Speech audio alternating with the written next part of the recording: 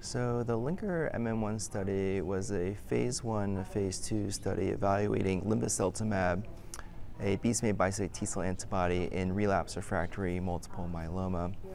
Linvoseltamab has shown encouraging efficacy and safety data to date thus far, and so the phase 2 part of the LINKER-MM1 study is evaluating two different doses of Linvoseltamab at 50 milligrams and 200 milligrams to optimize dose selection.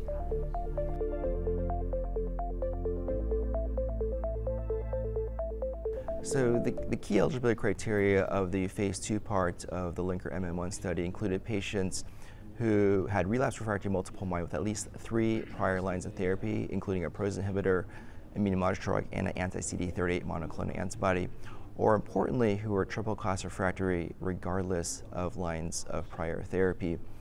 And patients enrolled on this study received Linvoseltamab intravenously with 2 initial step-up doses of 5 milligrams and 25 milligrams 1 week apart on week 1, day 1, and week 2, day 1, with a 24-hour hospitalization after each of the first initial 2 step-up doses for cytokine release syndrome monitoring. Subsequently, patients then received weekly Linvoseltamab at either 50 milligrams or 200 milligrams for cycles 1 through 3 on a 28-day cycle, followed by every other week dosing for cycles 4 and 5. And in patients who were enrolled in a 200 milligram cohort, dosing frequency can be further de-escalated to every 4 weeks in a response-adapted approach if the patient attained a very good partial response or better.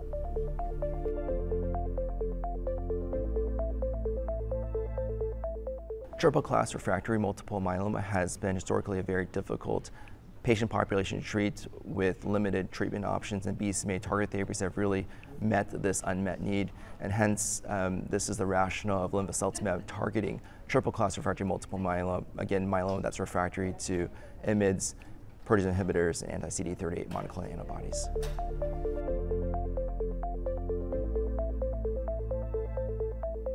At the 50 milligram dose cohort, the overall response rate was 50%.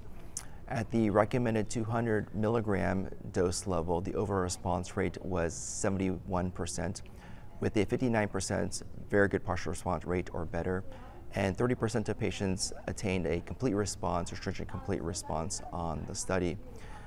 Notably, about 2/3 of patients who were dosed on the 200 milligram cohort remain on study at the time of data cutoff of February of 2023. And among patients with available MRD data who attained a complete response or stringent complete response across the 50 milligram and 200 milligram cohorts, 54% of patients were MRD negative. Responses appear to be durable and deepened with time. The 6-month probability of maintaining a response in a 200 milligram cohort was 84%. At a median follow-up of 7.7 months in the 50 milligram cohort, the median progression-free survival was 7.9 months. And at a median follow-up of 5.6 months in the 200 milligram cohort, the median progression-free survival had not been reached. The 6-month probability of progression-free survival in the 200 milligram cohort was 73%.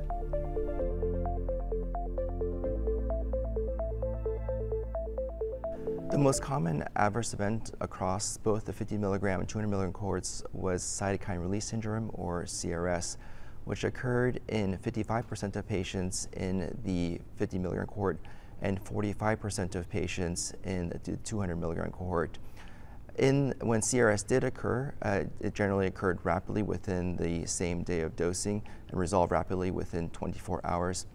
Specifically in the 200 milligram cohort, where CRS occurred in 45% of patients, the majority of CRS events were grade 1 in severity, with 35% grade 1, 9% grade 2, and a single grade 3 event. Infections also a concern generally with bispecific antibodies in general. The rates of infection were similar between the 50 milligram and 200 milligram cohorts. Infections occurred in about 60% of patients in the 50 milligram, 200 milligram cohorts, and grade 3 or 4 adverse, grade 3 or higher infections occurred in about 35% of patients.